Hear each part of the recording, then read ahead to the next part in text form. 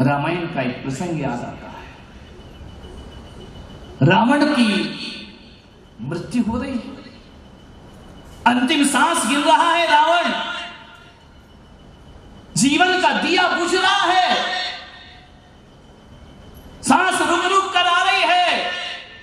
वो रावण जो बलशाली था, 3 खंड का अधिपति सम्राट था, आज मिट्टी के ढेर में पड़ा है।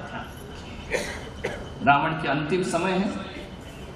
श्री राम ने देखा, उन्होंने लक्ष्मण से कहा कि लक्ष्मण, रावण का बिल्कुल अंतिम समय चल रहा है, जाओ और रावण से कुछ शिक्षाएं लेकर के आओ।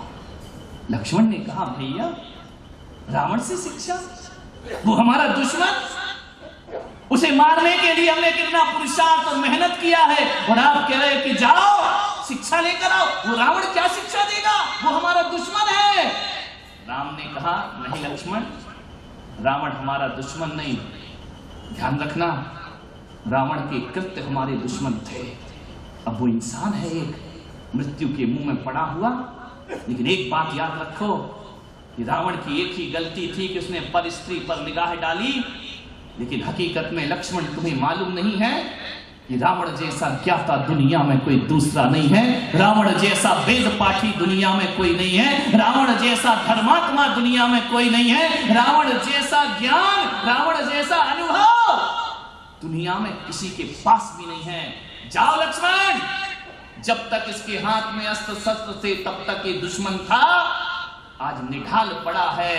और राम बिना शस्त्र वालों को अपना दुश्मन नहीं माना करते हैं। जाओ रावण से जाकर के कुछ शिक्षाएं प्राप्त करो, जाओ पूछो कि जीवन का असली राज क्या हुआ करता है। लक्ष्मण गए रावण के पास, रावण ने देखा, उन्होंने कहा, हे लक्ष्मीधर, हे नारायण, मेरी मृत्यु का समय है, तुम मेरे निकट कैसे खड़े हो?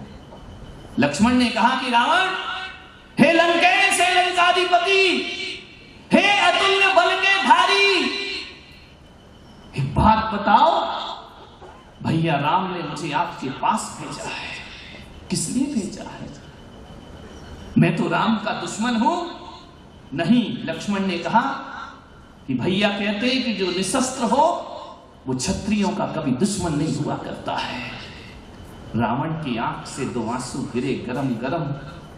रावण ने कहा कि लक्ष्मण, आज समझ में आया कि राम को भगवान क्यों कहा जाता है, राम किस लिए आदर्श है, राम किस लिए महामानव है, आज समझ में आया। जो दुश्मनों से भी मित्रता का भाव रखा करते हैं, जो गैरों से भी अपनेपन का भाव रखा करते हैं, वो साधारण इंसान नहीं, दुनिया उन्हें भगवान कह करके पूजा करती है, दुनिया उन्हें परमात्मा मान करके पूजती है।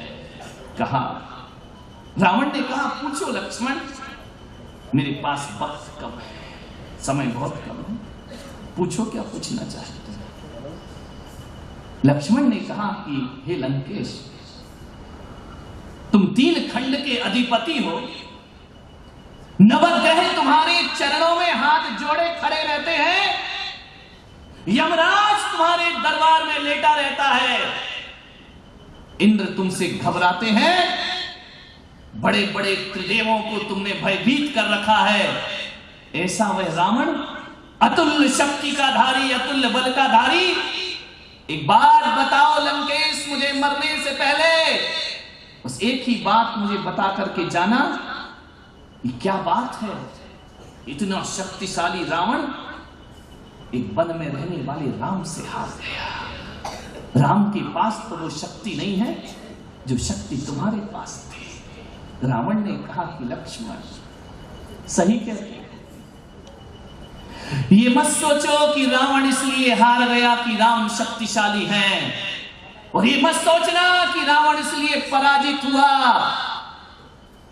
कि उसके पास शक्तियां नहीं थीं। रावण के पास इतनी शक्तियां थीं कि देवों के देवता भी उनसे घबराया करते थे, और कहते हैं जब रावण चलता था तो धरती कांप जाया करती थी, रावण जब अट्टहास करता था आकाश गूंज जाया करता था।